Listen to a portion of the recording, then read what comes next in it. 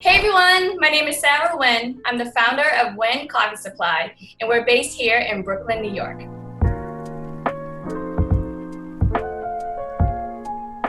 There are so many reasons that inspired me to start Nguyen Coffee Supply. One of the reasons is definitely because I wanted to bring more visibility and transparency to Vietnam as being one of the largest coffee producing countries of the world. They're number 2 in the world. And I think the idea started coming to me around 2016 when I noticed that there was a really huge emergence of Vietnamese food and culture in America, specifically in New York City, where I was living and I still live.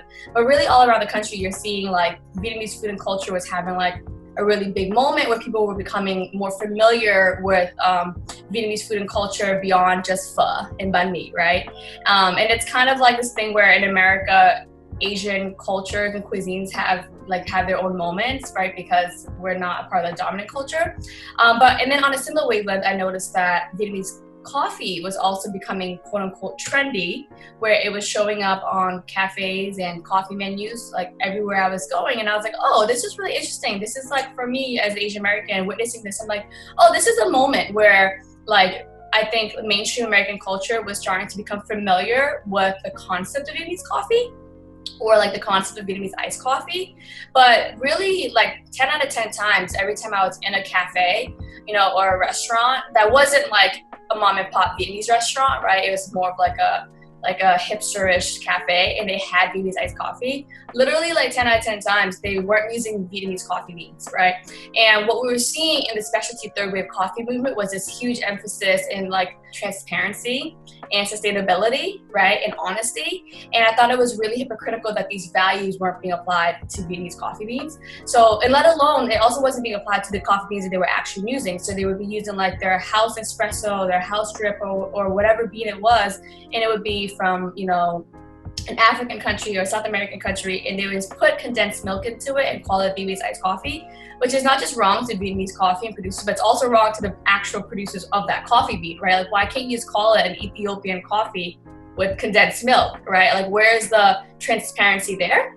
And I think that is a really common behavior where people who are not from Asian American cultures, where they want to leverage the culture cachet of Asian culture, but they do in a way that just doesn't honor the culture that's coming from, right? And I'm all for wanting to bring more diversity to your menus and wanting to celebrate cultures, right?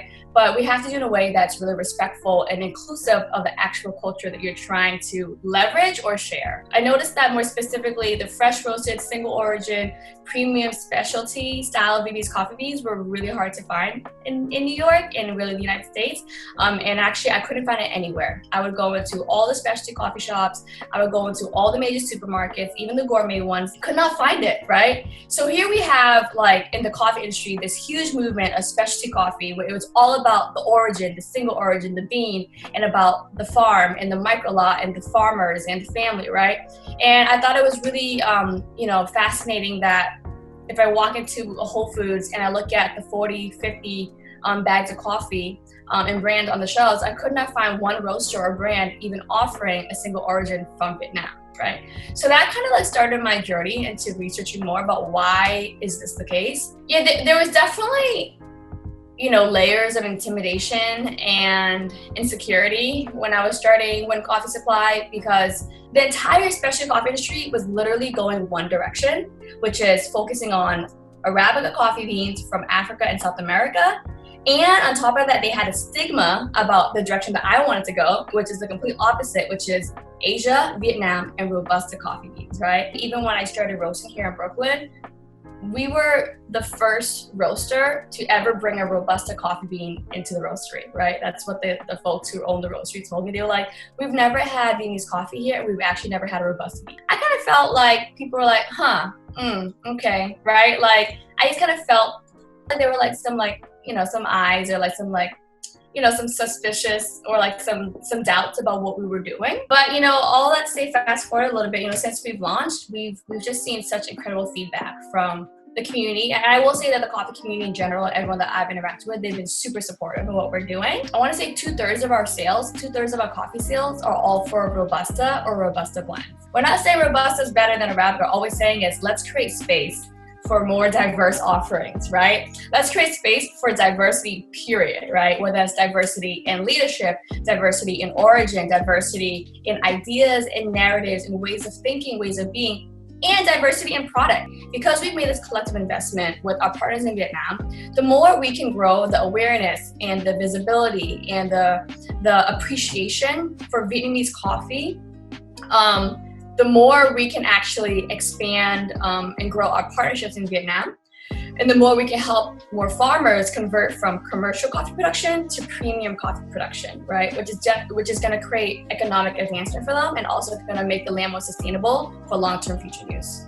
There's one mantra that we really like that we talk a lot about a lot within the company. It's a rising tide lifts all boats. That one is really special to me because one, I really believe in the meaning of it, which is a rising tide lifts all boats, which is like when you win, I win, we all win, right? And it's like if we all elevate each other in the journey, then we all win together, right? And I think the antithesis of that slogan is like the crabs in the barrel mentality, where it comes from this mindset of scarcity where there's only there can only be room for one, right? I feel like that may have been a little bit more common with my parents' generation, who were refugees and immigrants who literally came here with nothing, so they were constantly dealing with scarcity, and so I can see where that idea comes from. And I think that our generation being first generation, second generation folks, we just have we live in just such a unique time right now where there's so much sharing information through the digital age. We also have a stronger, we're the first generation born and grown up here. So we have our experience is different from our parents. And I think there's just been, for me, from what I'm seeing as a first generation Asian American, I'm seeing there's just so much more collective energy and so much more of an intentional effort to strengthen our community by coming together and collaborating and supporting each other. I think it's really cool. When Coffee Supply launched as direct-to-consumer, primarily e-commerce in late November 2018, and that is still our primary home base. So when we ship across the country, so people can order us online. We have a subscription service. We have themed brewing kits because sharing the coffee bean is important, but also sharing coffee culture and themed brewing culture is really important, right? Because when we only talk about the bean, we forget to talk about the people and the culture that surround the bean, right? So that's why we really, really love to elevate the themed filter and the themed brewing method, because it expands the conversation from being about the science of the bean to including the culture and the people around the bean. And we are UPRISERS.